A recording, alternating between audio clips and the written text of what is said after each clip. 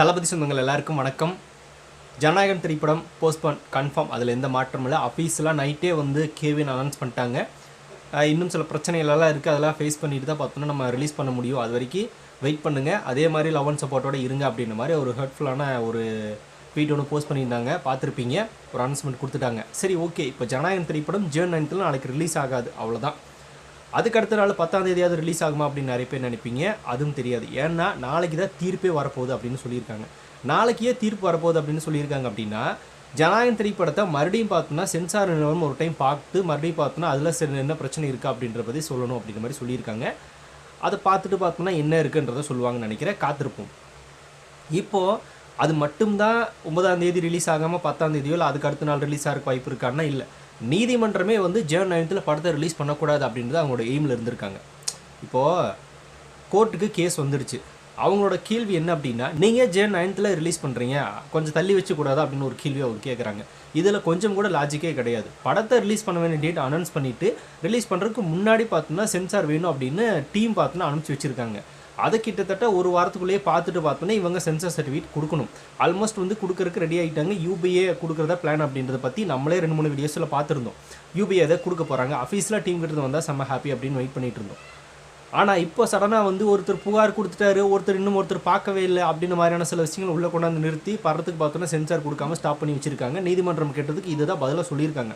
எங்கள் டீமில் இன்னொருத்தர் பார்க்கல, அது மட்டும் இல்லாமல் இன்னொரு நபர் வந்து புகார் கொடுத்துருக்காரு, படத்தையே ரிலீஸ் பண்ணல. அப்படி இருக்கும்போது படத்தை யார் பார்த்துட்டு புகார் பண்ண அவங்கள பற்றி சொல்ல மாட்டாங்க, யார் கம்ப்ளைண்ட் கொடுத்தாங்க அப்படின்றது இன்னும் வரைக்கும் தெரியல. அதுக்காக பார்த்தோன்னா நிறுத்தி வச்சுருக்காங்க. இது எல்லாமே முழுக்க பிளான் தான், செட்டப் தான்.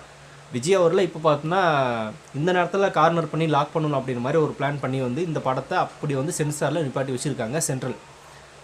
இதில் திமுகவுக்கு சம்மந்தம் இருக்கான்னா இல்லை, ஆனால் சம்மந்தப்பட்டிருக்குமோ அப்படிங்கிற ஒரு சந்தேகம் இருக்குது. அது ஏன் அப்படிங்கிறத நான் போக சொல்கிறேன். இப்போது சென்சார் நிறுவனம் இதை ஸ்டாப் பண்ணி வச்சுருக்காங்க. சென்சார் நிறுவனம் ஸ்டாப் பண்ணி வச்சதோடு மட்டும் இல்லாமல் நீதிமன்றமும் ஸ்டாப் பண்ணி வச்சுருக்காங்க. நாளைக்கு தான் தீர்ப்புன்னு சொல்லிட்டாங்க. அதாவது கிட்டத்தட்ட 500 கோடிக்கு மேலே பிஸ்னஸ் பண்ணியிருக்காங்க. பிஸ்னஸ் பண்ணது அப்படின்னு கிட்டத்தட்ட 500 கோடிக்கு மேலே செலவு பண்ணியிருக்காங்க கேவிஎன். அந்த 500 கோடியை நாங்கள் திருப்பி எடுக்கணும் அப்படின்னா சொன்ன டேட்டில் படத்தை ரிலீஸ் பண்ணாதான் அது எங்களுக்கு ப்ராஃபிட்டாக இருக்கும், இல்லை அப்படின்னா வந்து பிரச்சனை தான் அப்படின்னு சொல்லியும் கூட அதை கேட்காம அசால்ட்டாக தீர்ப்பு பார்த்தோன்னா நாங்கள் நாளைக்கு தான் சொல்லுவோம், இன்றைக்கி பார்த்தோன்னா இவங்க சென்ட்ரல் போர்டு இந்த படத்தை பார்க்கட்டும் அப்படிங்கிற மாதிரி என்ன சில ஏற்றுக்க முடியாத சில விஷயங்களை திணிச்சிருக்காங்க நீதிமன்றம் அப்படின்னு தான் நம்ம சொல்லணும். இப்போது 500 கோடி அப்படிங்கிறது எந்த அளவுக்கு ஒரு சாதாரண விஷயம்னா கிடையாது. அதில் தளபதியோட சம்பளம் பாதின்னு வச்சுக்கோங்களேன், அதுவும் போயிருக்குமா உங்களுக்கு. இந்த லெவலில் வந்து ஒரு முக்கியமான நிறுவனம் படத்தை எடுத்து வச்சுக்கிட்டு ரிலீஸ் பண்ணுறதுக்கு கேட்குறாங்க. அந்த நேரத்தில் கூட செவி சாய்க்காத ஒரு நீதிமன்றம் என்ன மாதிரியான நீதிமன்றம் அப்படின்னு தான் நம்மளுக்கு இந்த இடத்துல கேட்க தோணும். அதுவும் பார்த்தோன்னா ஒரு சாதாரண திரைப்படம், நடிகர் விஜய் அரசியலுக்கு வந்ததுனால ஏற்பட்ட பிரச்சனை இது. ஆடியோ லான்ச்சில் சொன்ன மாதிரி என் படத்துக்கு சும்மாவே பிரச்சனை கொடுப்பாங்க, இந்த படம் சொல்லவே தேவையில்லைன்னு பேசினாரு. இன்றைக்கி நடத்திட்டாங்க இந்த சென்ட்ரல் போர்டு. இது எல்லாமே முழுக்க சதி அப்படிங்கிறதுல மாற்றம் இல்லை. சரி, நாளைக்கு தீர்ப்பு வரப்போகுது. நாளைக்காவது பார்த்தோன்னா ஜனநாயகனுக்கு ஃபேவராக வருமா அப்படின்றது நம்மளுக்கு தெரியல. அதுலேயும் பார்த்தோன்னா ஒரு ஃபுல் ஸ்டாப் வச்சு தான் எது ஒன்று பண்ணுவாங்கன்னு நினைக்கிறேன். டேட் விரைவில் அறிவிக்கப்படும் அப்படின்னு சொல்லிட்டாங்க கேவிஎன். என்ன டேட்ன்றது அவங்களால இன்னும் சொல்ல முடியாதுல்ல. நாளைக்கு தான் தீர்ப்பு வரப்போகுது, அதனால் இப்படி சொல்லிட்டு போயிட்டாங்க. இது ஒரு சைடு போயிட்டுருக்கு. சரி, ஓகே. இப்படியெல்லாம் போயிட்டு இருக்கிற இந்த டைமில் தளபதி விஜய் அவர்களுக்காக குரல் கொடுக்கறதுக்கு சினிமாவில் யாருமே இல்லைங்க. சில நடிகர்கள் குரல் கொடுத்துருக்காங்க, சின்ன நடிகர்கள், சின்ன டைரக்டர்ஸ் கொடுத்துருக்காங்க. ஒரு சில பேர், எல்லாரும் கிடையாது, ஒரு சில பேர் கொடுத்துருக்காங்க. இந்த நடிகர் சங்கம் என்ன மானாவுக்கு பார்த்தோன்னா தமிழ்நாட்டில் இருக்குது அப்படின்ற ஒரு கேள்வி அந்த இடத்துல நம்ம கேட்கணுமா வேணாமா? நடிகர் சங்கத்துடைய தலைவராக இருக்கக்கூடிய நபர்களெல்லாம் என்ன பண்ணிகிட்டு இருக்காங்க அப்படின்னு தான் நம்ம கேள்வி. நாசர் அவர்களெல்லாம் ஆடியோ லான்ச்சில் வந்து பேசினார், விஜய் அவர்கள் நீங்கள் வந்து தொடர்ந்து நடிக்கணும், ஒரு வேண்டுகோளாக நான் வைக்கிறேன், இங்கே இருக்கிற எல்லாரோட வேண்டுகோளாக நான் வைக்கிறேன் அப்படின்னு பேசினார்ல. தொடர்ந்து நடிக்கணும் அப்படின்னா அவரோட படங்களுக்கு இந்த மாதிரி பிரச்சனைகள் வந்துட்டு இருக்கும்போது அவர் பார்த்தோன்னா தொடர்ந்து நடிக்கணும் அப்படின்னு பேசுகிறதோட நிறுத்திக்காமல் இந்த மாதிரியான எங்கள் சைடு இருக்கிற ஒரு நடிகனுக்கு எதுக்கு பார்த்தோன்னா இந்த மாதிரி ஒரு பிரச்சனை கொடுக்குறீங்க, இதில் வந்து ஏதோ அரசியல் சூழ்ச்சி இருக்குது, ஏதோ ஒன்று பார்த்தோன்னா இருக்குது அப்படின்றத பற்றி ஜஸ்ட் ஒரு கண்டனம், ஒரு எதுவுமே பேசாமல் இருக்காங்க. சும்மா நடிகர் சங்கம் என்ன பண்ணுது? விஷாலெல்லாம் தளபதிக்கு எந்த அளவுக்கு வந்து ஆதரவாக இருக்கக்கூடிய நபர், நான் விஜய் அண்ணாவோட ஃபேனும் பாரு, பயங்கரமான விஷயங்களை பேசுவார். இப்போல்லாம் எங்கே போனாருன்னே தெரியல, அதை பற்றி பேசவே மாட்டுறாரு. நடிகர் சங்கத்தில் நீங்கள் இருக்கீங்க தானே, ஏன் பேசலை? ஆனால் விஜய் அவர்கள் சினிமாவிலேருந்து வெளியே போகிறேன்னு அனௌன்ஸ் பண்ண உடனே வந்து 1 கோடியை நிதியாக கொடுத்துட்டு போனார். இதெல்லாம் அவங்களே பெருமையாக சொல்லியிருந்தாங்க. அப்படிப்பட்ட நடிகருக்கு பார்த்தோன்னா ஒரு பிரச்சனை வரும்போது யாருமே வந்து நிற்கல அப்படின்னு தான் இந்த இடத்துல மிகப்பெரிய கேள்வியாக கேட்கப்படுது. அவங்க சென்சார் போர்டு கொடுக்குறாங்க, கொடுக்காம போகிறாங்க, அது ஏதோ ஒரு பிரச்சனை. ஆனால் ஒரு நடிகருக்கு ஒரு பிரச்சனைன்னு வரும்போது ஏன் வந்து நிற்கல அப்படின்னு தெரியல. இதை பற்றி நான் முன்னாடியே ஒரு சொல்லியிருப்பேன். நடிகன் கூத்தாடி நடிகரெல்லாம் வந்து நாட்டாளலாமா அப்படின்ற மாதிரி என்ன பேசிகிட்டு இருக்கிறாங்க அரசியல்வாதிகள். எங்கள் சைடு இருக்கிற ஒரு நடிகனை பற்றி நடிகர்னா அவ்வளோ கேவலமாக எங்கள் நடிகனை பற்றி நீங்கள் எப்படி பேசலாம் அப்படின்னு கூட அந்த நேரத்தில் நடிகர் சங்கம் வந்து நிற்கலையே அப்படின்னு நான் அந்த இடத்துல கூட பேசியிருப்பேன். எந்த ஒரு இடத்துலையுமே நடிகர்களுக்கு பிரச்சனைனா வராதவங்க எதுக்கு நடிகர் சங்கம்னு ஒன்று நடத்துகிறாங்கன்றது தெரியல. நடிகர் சங்கம் எதுக்கு ஃபஸ்ட்டு எதுக்கு நடத்துகிறீங்க நீங்கள்? ஒரு நடிகனுக்கு, ஒரு தமிழ் சினிமாவில் மிக முக்கியமான ஒரு நடிகனுக்கு, நடிகனாக இருந்து ஒரு அந்தஸ்தோட இப்போ அரசியலுக்கும் மக்களுக்கு நல்லது பண்ண போகிற ஒரு நடிகனை நடிகர் சங்கமே சப்போர்ட் பண்ணலைன்னா வேறு யாரும் சப்போர்ட் பண்ணுவாங்க? ஏன் இவங்களாம் அதை பற்றி வாய் திறக்கவே மாட்டுறாங்க? ஒரு சின்ன கண்டனம் கூட நடிகர் சங்கம் சார்பாக வரமாட்டேங்குது, ஏன் அப்படி? இதெல்லாம் பார்த்தோன்னா எந்தளவுக்கு கேவலமான ஒரு விஷயம் தான் நம்ம பார்த்துக்கணும். விஜய் அவர்களுக்கு செய்கிற மிகப்பெரிய துரோகம் இது. எல்லா நடிகர்களுக்குமே பொருந்தும். நாளைக்கு ஏதாவது பிரச்சனைனா கூட குரல் கொடுக்காமல் இருக்காங்களா, அவங்களுக்கும் ஏதோ ஒன்று பிரச்சனைனா கூட இந்த நடிகர் சங்கம் இப்படி தான் இருக்கும் அப்படின்றத மற்ற நடிகர்கள் தெரிஞ்சுக்கிட்டாங்க அப்படின்னா ரொம்பவே நல்லாயிருக்கும். இந்த மாதிரி ஒரு பிரச்சனை விஜய் அவர்களுக்கு தமிழ் சினிமாவில் ஏற்பட்ட மாதிரி ஒரு பிரச்சனை வேறு எந்த ஒரு நடிகருக்கும் ஏற்பட்டிருக்காது. ஆனால் விஜய் அவர்களை பொறுத்த வரைக்குமே நான் ஒரு விஷயத்தில் நீ வேறு லெவல் தலைவா அப்படின்னு தான் நம்மளுக்கு இந்த இடத்துல கேட்க தோணும். என்ன அப்படின்னா, சாதாரண ஒரு திரைப்படத்தை எடுத்து டைம் டு லீடுன்னு போட்டு அப்போ முதல்வராக இருந்த ஜெயலலிதாவை நடுங்க வச்சாங்க. ஏன்னா நம்மளே திரைத்துறையிலேருந்து தான் வந்திருக்கோம், விஜயும் திரைத்துறையிலேருந்து தான் வர்றாரு, நம்மளுக்கு ஈக்குவலாக போயிடுவார் அப்படின்னு ஒரு பயத்தில் ஒரு முதல்வரே படத்தை நிறுத்தியிருக்காங்க. அந்த இடத்துல ஜெயலலிதாவே நடுங்க வச்சிருக்காரு சாதாரண நடிகனாக இருந்த விஜய். அதுக்கப்புறமா மெர்சல் திரைப்படத்தை எடுத்துட்டோம் அப்படின்னா ஜிஎஸ்டி பற்றி விஜய் பேசிட்டாரு அப்படின்னு பார்த்தோன்னா தூக்கிட்டு வந்து பிஜேபி மத்திய சென்ட்ரல் ஹெச் ராஜா இருந்தார்ல, அவரெல்லாம் பார்த்தோன்னா விஜய்க்கு எதிர்ப்பு தெரிவித்தார்.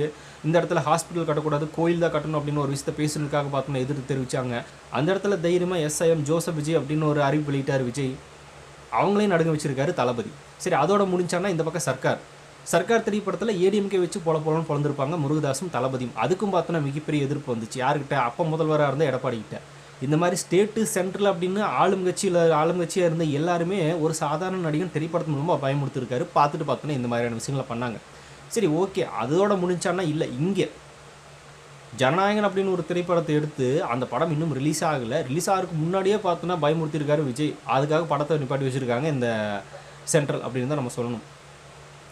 படமே ரிலீஸ் ஆகலை, என்ன ரிலீஸ் ஆனால் என்ன ஆவாங்கன்றது தெரியல. படத்தையே பார்க்காம பார்த்தோன்னா இந்த அளவுக்கு பயந்து சாகுறீங்களே, யார் நீங்கள் அப்படின்னு நம்மளுக்கு இந்த இடத்துல கேட்க தோணுது. ஒரு சென்சார் சர்டிஃபிகேட் கொடுக்க தைரியம் இல்லை, கொடுத்தா பிரச்சனையாக இருக்கும். இதன் மூலமாக என்ன நடந்துட்டு இருக்குன்னா, இப்போது ஜனநாயகன் திரைப்படத்துக்கு இப்போ இருந்த ஹைப்பையும் தாண்டி ஹைப் ஏறி இருக்குது. இப்போ நார்மலாக வந்து ஜனநாயகன் திரைப்படம் நம்ம மாதிரி பசங்களுக்கு பார்த்தோன்னா 6 மாதம் எதிர்பார்த்துட்டு உட்காந்துட்டு இருப்போம், விஜய் படம் ரிலீஸ் ஆகுது நம்ம பார்க்கலாம் அப்படின்னு.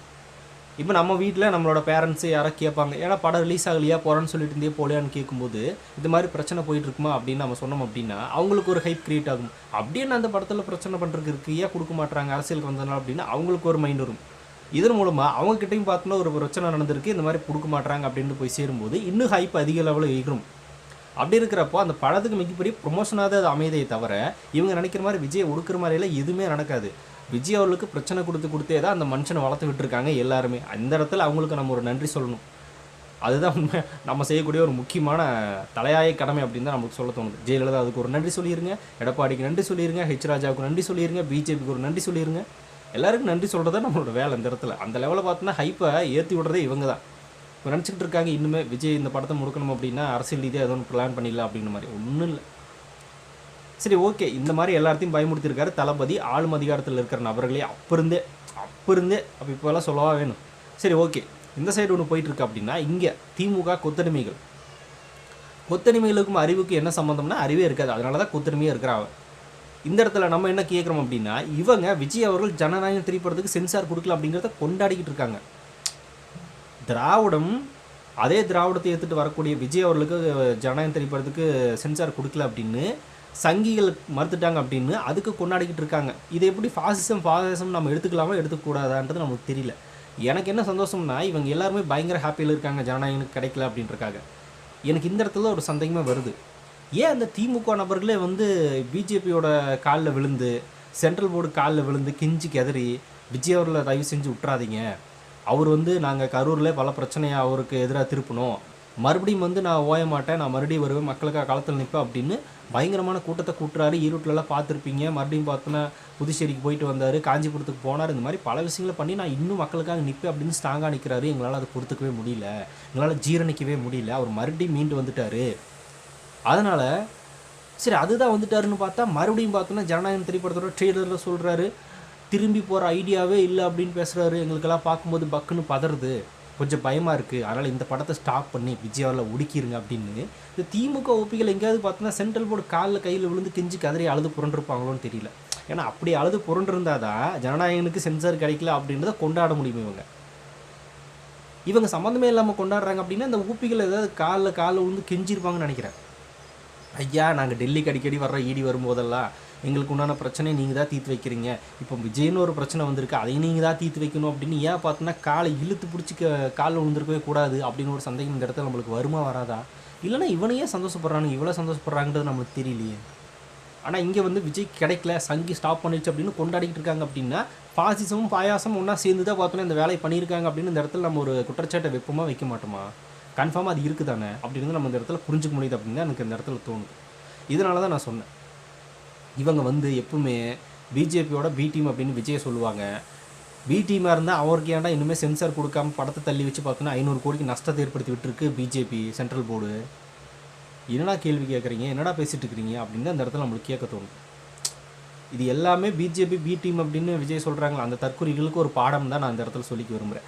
சரி ஓகே ப்ரோ, நீ டைட்டில் ஒன்று வச்சுருந்திய ரசிகர்களுக்கு நல்ல செய்தி அப்படின்னு, அது என்ன செய்தி அப்படின்னு கேட்பீங்க. அதுதான் அதாவது விஜய் அப்படின்ற ஒரு மனசு.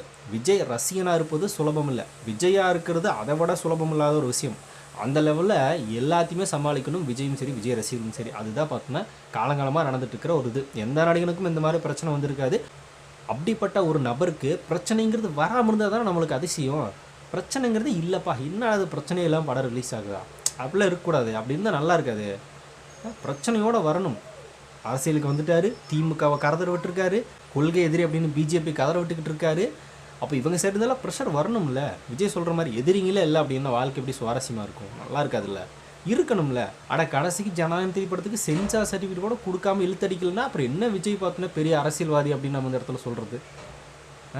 இழுத்தடிக்க வச்சிருக்காருல்ல, அதுதானே பார்த்தோன்னா அவரோட அரசியல், அவரோட பலமே அதுதானே. ஒரு சாதாரண படத்தை கூட பார்த்தோன்னா சென்சார் சர்டிஃபிகேட் கொடுக்காம இழுத்தடிக்கிறாங்க அப்படின்னா அதுதான் விஜய், அதுதான் பார்த்தோன்னா தளபதி. அப்படி இருக்கிறப்போ அந்த நபருக்கு இந்த மாதிரி ஒரு பிரச்சனை வரலன்னா தான் அதிசயம். அது வந்திருக்கு. அப்படி இருக்கும்போது நம்ம தெரிஞ்சுக்கலாம் ஆப்போசிட் பார்ட்டிங்கெல்லாம் கொஞ்சம் நடுக்கத்தில் தான் இருக்காங்க. அந்த பார்ட்டி பண்ணக்கூட சில வேலைகளை பார்த்துட்டு அந்த பார்ட்டி எதுக்கக்கூடிய இந்த திமுக ஒப்பிகளே பார்த்தோன்னா அவங்கள நினச்சி சந்தோஷப்பட்டுக்கிட்டு இருக்காங்க. 2 பேருமே கதற விட்டுருக்காரு. இப்போ 2 பேருமே பார்த்தோன்னா விஜய் மேலே எந்த அளவுக்கு பார்த்தோன்னா ஒரு பயத்தில் இருக்காங்க அப்படின்றது இதன் மூலமாக நம்ம தெரிஞ்சுக்கலாம். அப்படி இருக்கிற ஒரு மனுஷனுக்கு பிரச்சனை வராமல் இருந்தால் தானே அதிசயம். வந்துருச்சுல்ல, வந்ததே சந்தோஷமாக நம்ம கொண்டாடுவோம். ஏன்னா இந்த இடத்துல அவங்க தோத்துட்டாங்கன்னு ஒத்துக்கிட்டாங்கல்ல. பிஜேபி எதுக்கூடிய திமுகவே இதில் பிஜேபிக்கு சப்போர்ட் பண்ணி ஃபயர் விடுது அப்படின்னா 2 பேரும் எந்த அளவுக்கு கலக்கத்தில் இருக்காங்கன்னு பாருங்களேன். அந்த லெவலில் வச்சு செய்கிறாரு களத்தில் தளபதி. அதனால் இது நம்மளுக்கு நல்ல செய்தி தான், ஒரு மாற்றம் இல்லை. இன்னும் ப்ரொமோஷன் எகிரிட்டு போகுது. இதை விட நல்ல செய்தி வேறு என்ன இருக்க முடியும்? முன்ன விட இன்னும் பார்த்தோன்னா அதிக லெவலில் இன்க்ரீஸ் ஆக போகுது 16 படத்துக்கு ஜனநாயகனுக்கு. அந்த லெவலில் ப்ரொமோஷனை தேடி வந்துட்டுருக்காங்க. அதே நேரத்தில் 2 கட்சிகளும் ஒன்று தான், பாசிசும் பாயசும் சேர்ந்து தான் அந்த வேலை பண்ணியிருக்கோம். காலில் கதறி உளுந்து பார்த்தோன்னா சென்சார் கொடுக்காதுங்க அப்படின்னு கெஞ்சி இருக்கும் அப்படின்றதெல்லாம் இந்த இடத்துல அப்பட்டமாக நம்மளுக்கு தெரியுது. நீங்கள் என்ன வேணால் பண்ணிக்கிங்க, எங்களை படத்தை மட்டும் ரிலீஸ் பண்ண விட்றாதீங்க, சென்சார் கொடுத்துடாதீங்க அப்படின்னு திமுக ஒப்பிகள் காலை விழுந்து கதறி இருப்பாங்க. அதனால தான் இவ்வளோ சந்தோஷமாக கொண்டாட முடியுது. அந்த லெவலில் திமுகவும் கதற விட்டுருக்காரு, பிஜேபியும் கதற விட்டுருக்காரு விஜய். இதில் ஒரு நல்ல செய்தி தான் ரசிகர்களுக்கு, அதில் எந்த மாற்றமும் இல்லை. அதனால் சந்தோஷமாக கொண்டாடுங்க. இப்படி ஒரு பிரச்சனை கூட இல்லைன்னா அப்புறம் விஜய் அரசியலுக்கு வந்ததுக்கு என்ன அர்த்தம்? ஒரு அரசியல் வந்து என்ன மாற்றத்தை உருவாக்கியிருக்காரு அப்படின்னு எவனாவது கேட்டா அப்படின்னா, ஆனால் சாதாரண ஒரு படத்துக்கு சென்சார் போர்டு கொடுக்காம ஒரு சென்ட்ரல் பார்த்தோன்னா நிறுத்தி வச்சிருக்க, மத்தியில் ஆள்ற சென்டரில் அதை நிறுத்தி வச்சிருக்க, அந்த லெவலில் பயத்தில் இருக்காங்கன்னா விஜய் மேலே அப்படின்னு ஈஸியாக சொல்லிட்டு போகலாம். நம்ம பாட்டு சொல்லிட்டு போயிட்டே இருக்கலாம். அந்த லெவலில் இருக்குது இவங்களோட பயம். அதுதான் நம்மளுக்கு இந்த இடத்துல தேவை. அதை விஜய் சூப்பராகவே களைக்கட்டி விட்டுருக்காரு. இன்னும் கலக்கத்திலே இருக்காங்க. சென்சார் சர்டிஃபிகேட் எப்படியும் வந்துடும், கொடுக்காமலும் இருக்க முடியாது, கொடுத்துருவாங்க. இல்லை எதை கட் பண்ணணும்னு சொல்லி கட் பண்ணிவிட்டு நான் கொடுக்குறேன் நீ கொடு அப்படின்னு கேட்டு நிற்பாங்க. எல்லாம் பார்த்தோன்னா போகும், படம் ரிலீஸ் ஆகும், சக்ஸஸ் ஆகும், கலெக்ஷனும் பார்த்தோன்னா வேட்டையாடும், ஒரு மாற்றமும் இல்லை. ஆனால் அதுக்கு நடுவில் இந்த மாதிரி கதற விட்டுருக்காருல்ல, அதுதான் பார்த்தோன்னா ரசிகர்களாகவே நம்மளுக்கு நல்ல செய்தி. இதை விட நல்ல செய்தி எதுவும் வேணுமா? இப்போவே ஜனநாயகன் ஹிட்டான ஃபீல் தான் எனக்கெல்லாம். அவர் அரசியலுக்கு வந்து இது கூட அவருக்கு நடக்கலை அப்படின்னா அவர் என்னது? இதை பார்த்தோன்னா நான் சொல்லக்கூடிய நல்ல செய்தி வேறு ஒன்றும் கிடையாது. இதை நீங்கள் எப்படி பார்க்குறீங்க அப்படிங்கிறதே கமெண்ட்டில் சொல்லிட்டு போங்க. அப்படியே புதுசாக தளபதி ஃபேன்ஸ் யாராவது நம்ம சேனலை பார்த்துட்டு இருந்தால் மறக்காம சேனலை சப்ஸ்கிரைப் பண்ணி வச்சுக்கோங்க. தளபதி பற்றின அப்டேட்ஸ் வந்து நம்ம சேனலில் தொடர்ந்து வரும்.